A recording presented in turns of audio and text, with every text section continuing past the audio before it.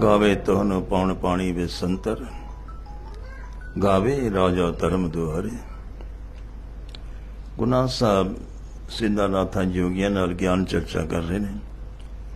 समेर पर्वत की वार्तालाप हो रही है। सिद्धानाथा ने पूछा उसने कौन कौन गांदा, उसकी महिमा कौन कौन करता है, केड़ा केड़ा उस्तत करता है। मार फरमान लगे गावे तोहनू पौन पानी वे संतर। उस परमेश्वर की महिमा नू पौन दे पानी देवता बसंतर देवता ये सारे गाते ने। वो धर्म राजा बैठ के धर्म का न्याय करते हुए परमेश्वर की उस्तत करते रहते हैं। गावे चित गुप्त लिख जाने, लिख लिख धर्म विचारे।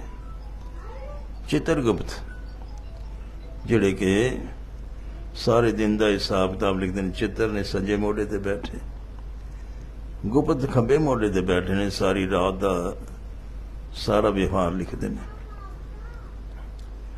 लिख लिख धर्म विचारे। धर्म राजा भी लिख लिख के सारे का विचार करते हैं कि केड़ा जीव केड़ा केड़ा संसार च काम करके आया। तो सारी रिपोर्टां चितगुप्त धर्मराज नूं देंदे ने। ते धर्मराज उस परमेश्वर की उस्तत करते हुए न्याय करता। लिख लिख धर्म विचारे। वो धर्मपूर्वक न्याय करते हैं। सारा लिख के चितगुप्त ने लेखा दिता, वो पढ़ के धर्मपूर्वक न्याय करते हैं। उस परमेश्वर की याद जुड़े हुए। गावे ईश्वर ब्रह्मा देवी सौं सदा सवारे। ईश्वर भगवान शंकर ब्रह्मा और 96 करोड़ देवियां ये तुहाडे दरबार सभाए माने और सवार सवार के आपका नाम जपते हैं। गावे इंद इंदासन बैठे। इंदासन ते बैठे इंद्र देवता अपने देवतियां दे नाल, देवतियां दर नाले देवतियां नाल अपने दरबार सुशोभित इंद्र देवता और सारे देवतां सहित है महाराज आप दे उस्तत दे गीत गाते हैं। गावे इंद इंदासन बैठे देवतियां दर नाले सारे महाराज तुहाडी शोभा दे गुण गायन करते हैं। गावे सिद्ध समाधि अंदर गावन साध विचारे। बड़े बड़े सिद्ध योगी ये भी कहते हैं उस परमेश्वर की याद जुड़े समाधियां लगा के ते महाराज की उस्तत करते हैं। गावे सिद्ध समाधि अंदर गावन साध विचारे। बड़े साधु महापुरुष भी विचार विचार के उसकी उस्तत करते हैं। कितना न्यायप्रिय महापुरुष दे ऊपर बैठा है भगवान, जिहड़ा कि पूरा न्याय करता है। इस करके उसकी सिफत सलाहा की जाती। जिहड़ा दयालु है, कृपालु है, मेहरबान है, सब ते कृपा करने वाला है। और राजे भी न्यायपूर्वक उसकी उस्तत करते हैं।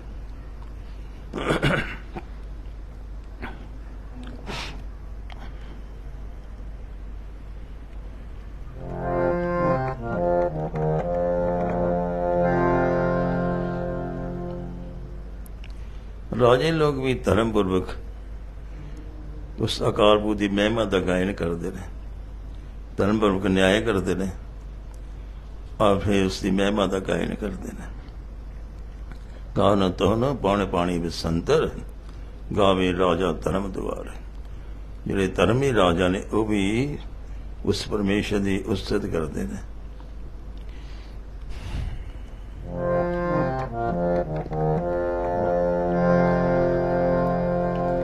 एक नौशेरवान नां दा राजा होया। बड़े धर्मी सी, प्रजा बड़ी दुखी रहिंदी सी। कदी उन्हें प्रजा का ध्यान ही नहीं किया कि प्रजा वास्ते भी कुछ करना चाहिए। लोग बड़ी दुखी सन उहदे राज विच। कई तो राज छड़ के दूसरे राज चले गए भी इत्थे तां राजा सुनता ही नहीं कुछ भी, कि न्याय कराना होए तो पुछदा ही नहीं कोई। इस करके शहर का एक पासा था, कई लोग उतों दूजे शहर दूजे राज विच ही चले गए। क्योंकि जिस दिन न्याय ना मिले फिर उथे सुख का कोई मौका वक्त नहीं बनता, क्योंकि न्याय होना नहीं। तो उन्होंने डर होंदा भी किसी वेले साडे नाल किसी ने अन्याय किया तो असीं किहदे कोल पुकार करांगे। इस करके नाल देश का राजा बड़े न्यायप्रिय सी, उत्थे चले गए। एक बार राजा शिकार ਨੂੰ ਗਿਆ जंगल ਨੂੰ। रस्ते राजगुरु मिल गया। राजा राजगुरु ਨੂੰ ਕਹਿੰਦਾ आप भी चलो, जंगल की सैर कर लियो तुसी। राजा ने जदों किया तो राजगुरु भी नाल चल पे। नाल सेनापति है, सैनिक टुकड़ी है, शिकारी ने, मंत्री भी नाल चले हुए। शिकार करते लभदे काफी टाइम लग गया, शाम पै गई। वापस आने लगे, अंधेरा हो रहा। थक गए सन, एक जगह थोड़ा आराम करने लगे। बड़ा घुप हनेरा हो गया, जंगल बड़ा भयानक सी। हालांकि रात नहीं हुई सी, लेकिन उसे जंगल का अंधेरा इन्ना ज्यादा सी। अचानक तो उल्लू बोलन लगे। जो उल्लू बोले तो राजगुरु हसन लग पे। राजा ने देखा कौन हसदा, देखा राजगुरु हसदा पे। की गल हो गई? राजगुरु कहना नहीं महाराज, उदय जंगल का वातावरण देख के मैंने हस आ गया। वजीर कहता राजा साहब जंगल का वातावरण तो असीं सारे देखते हैं, हसण वाली किहड़ी गल है? ये राजगुरु किसी होर गल ते हस्या। राजा शकील लोग होंदे ने, कहंदे दस भी क्यों हस्या? हुण मगर पै गया राजा। राजगुरु जोशी भी सी, बड़ा विद्वान से, और कई बोलियां पंछियां दी भी जान लैंदा सी। ऐसा उसने योग साधना की सी कि पंछियां दी बोलियां भी समझ जांदा सी। तो राजा पुछदे दसो भी की गल है, सच्ची सच्ची गल कर। कहंदा मारे अभय दान दो पहले, भी मैं गल दसांगा तुसीं मैनूं कुछ कहोगे नहीं तो मैनूं डर है आप मैनूं दंड ना दे दो कोई। पहले अभय दान दो तां बोल सकदा। राजा कहंदा ठीक है, अभय दान दिता तैनूं, बिना डर दे सारी गल कर दे। कहंदा मारे हुणे उल्लू बोले सी। कहंदा हाँ सुने सारे ने। कहंदे उल्लू बोल रहा सी भी बच्चे जवान हो गए ने, शादी कर दी इन्हां दी। वो लड़की वाला उल्लू कहन लगे थोड़ा जिहा ठहर जा, कोई शहर तो उजड़ गया है, बाकी हुण उजड़न वाला है, फिर शादी करांगे, क्योंकि उजाड़ उल्लू नूं पसंद हुंदा है। वो हमेशा उजाड़ च रह के खुश ने। तो कहते हुणे हिस्सा ये भी उजाड़ हो जाना, क्योंकि राजा धर्मी है, तो धर्मी राजा जिहड़ा है वो ज्यादा चिर नहीं चलदा, उजड़ जाता है। धर्म दे हमेशा जय जयकार हुंदी है, धर्म दे झंडे झूलते रहने हमेशा, धर्म का नाश हो जाता है, तो शहर का भी गर्क ही हो जाता। फिर असी धूमधाम नाल शादी करांगे, क्योंकि उजाड़ हो जाएगा, साडा राज होएगा उस वेले। फिर क्योंकि उन्होंने उजाड़ां च रहना हुंदा।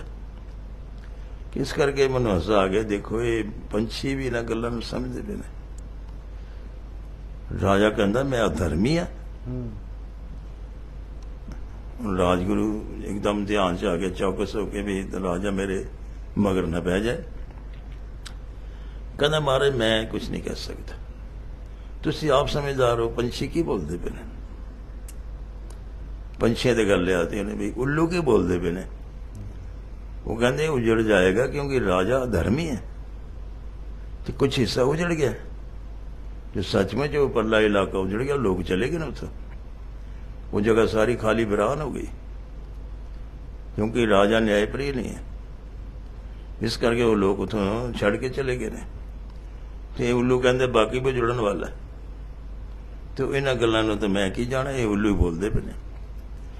राजा फिर समझ गया भी राजगुरु मैनू सीधी गल नहीं कर रहा, पंछियां दे मार्फित कर रहे, तो पंछी बोल रहे ने, इसका मतलब है उल्लू हमेशा उजाड़ा ही चाहते हैं। ये तो गल सारे जानते हैं, जिस घर ते रात उल्लू बोले उजड़ जाता घर।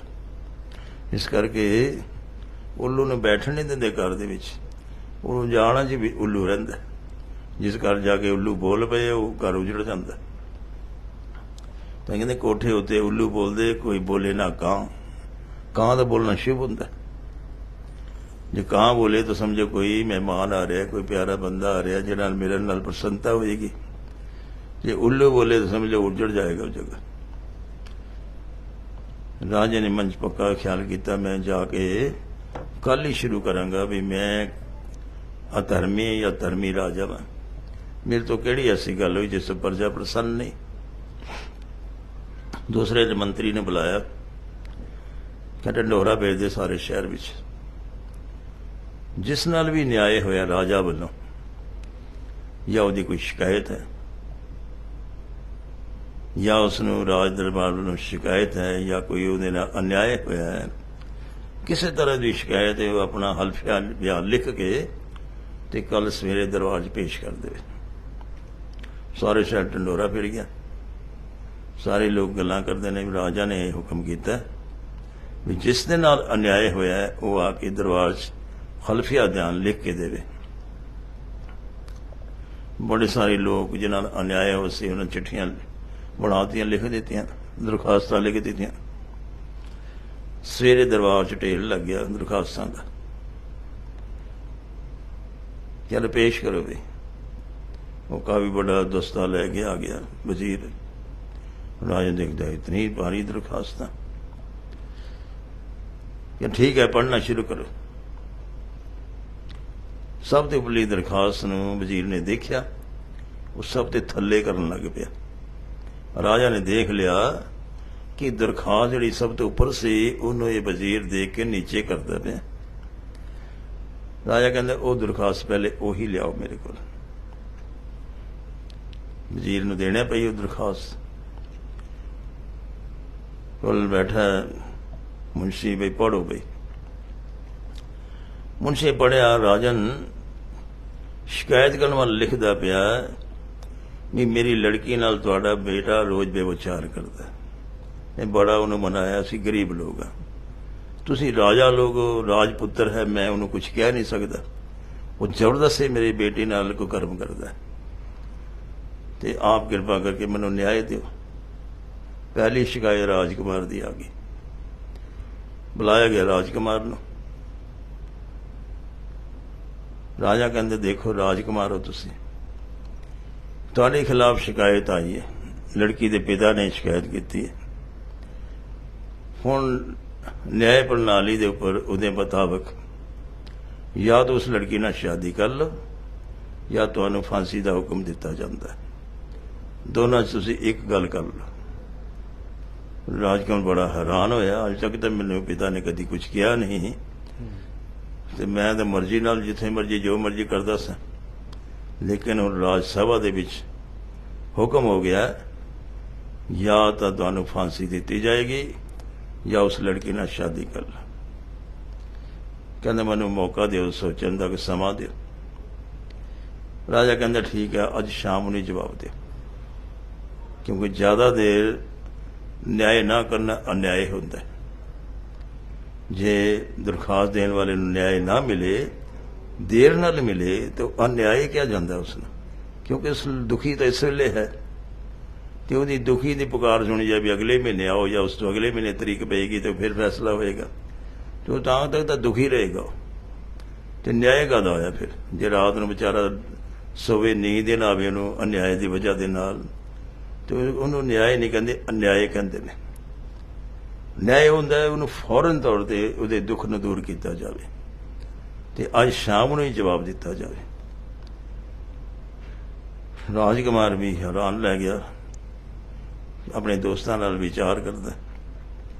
दोस्त कहते ने बड़ी अच्छी लड़की, शील लड़की है, इतनी सुंदर लड़की है, तो उन्हां नाल शादी कर ले। पिता ने हुक्म करता फांसी होगी, तो हुण फांसी हो जाएगी। राज समझ किया गया तेन साफ, तो इससे बेहतर है भी लड़की भी बड़े गुणा वाली है, बेशक गरीब परिवार है, लेकिन है तो गुणा वाली लड़की, बड़ी सुंदर लड़की है, तो शादी कर से कह दे, हाँ कर दे, नहीं तो इस तरह ही इंसान की जून मिली मर जाएगा। वो दिन ही आ गया वापस सलाह करके, कहता मैं उस लड़की नाल शादी करने तैयार। लड़की का पिता बड़ा ही प्रसन्न होया भी सारा दुख खत्म हो गया, भी लड़की राजे के घर पहुंच जाएगी, सुखपूर्वक रहेगी। न्याय मिले, प्रजा च बड़ी खुशी बनाएगी भी राजकुमार अज तो बाद हुण बेविचारी नहीं रहेगा, क्योंकि राजे का हुक्म हो गया जैसा जैसा ऐसा कि बेविचारी होएगा तो उन्होंने फांसी की सजा दी जाएगी। जड़ा वैसा कोई कर्म करता है उन्होंने फांसी की सजा, और फिर उसे दिन ही, ऐसा नहीं भी उसनों टाइम दिता जाएगा, ਉਹਨੂੰ ਰਾਜਕੁਮਾਰ ਨੂੰ ਵੀ ਟਾਈਮ ਦਿੱਤਾ ਗਿਆ, ਬਸ ਸ਼ਾਮ ਤੱਕ ਜਵਾਬ ਦੇ ਦੇ, ਜ਼ਿਆਦਾ ਸਮਾਂ ਨਹੀਂ ਮਿਲੇਗਾ। ਉਹਨੇ ਦਿਨੇ ਹੀ ਆ ਕੇ ਜਵਾਬ ਦਿੱਤਾ कि मैं उन्हें शादी करने से तैयार। प्रजा बहुत खुशी हुई कि ऐसा धर्मी राजा अज बन गया। अज तक तो धर्म का ही काम करते, कभी सुनी नहीं ने पुकार साड़ी। कई बार असीं दरखास्तां दी दरखास्त गौर ही नहीं करते सन भी कोई दरखास्त भी आई है। तो अज तो राजकुमार वास्ते ऐसा सख्त फैसला करता राजा ने कि दूसरी दरखास्त देखी जाए। दूसरी दरखास्त पढ़ी मुनीम ने तो देखा राजा के खिलाफ। बड़ा हैरान होया भी पढ़ा किदा मैं। कहता महाराज आप दे खिलाफ दरखास्त है, ते सभा च पढ़ो, राज सभा इत्थे ही पढ़ी जाए। लिखण वाला लिखता है आप जिसके पुत्र हो, जिहड़ी तुहाडी माता है वो मेरी पत्नी सी, बहुत सुंदर रूप है। मेरी शादी हुई कुछ ही दिन हुए सन। मेरी पत्नी खूह ते पानी लैन गई। तुहाड़ा पिता जंगल च शिकार कर रहा सी ते प्यासा सी, वो खूह ते पानी पीण आया। मेरी पत्नी ने कहा भी पानी पिला दो। पानी पिलाने लगी तो रूप देख के मोहित हो गया राजा और जबरदस्ती उठा के ले गया। तो तुसी मेरी पत्नी दे पुत्र हो, तुहाडे पिता मेरी पत्नी नूं जबरदस्ती ले गए सन। हुण सोच विचार शुरू हो गई। इन्नी बड़ी गल राजा के उपर तोहमत लगी। राजा वजीरां नूं देखदा भी की फैसला किया जाए।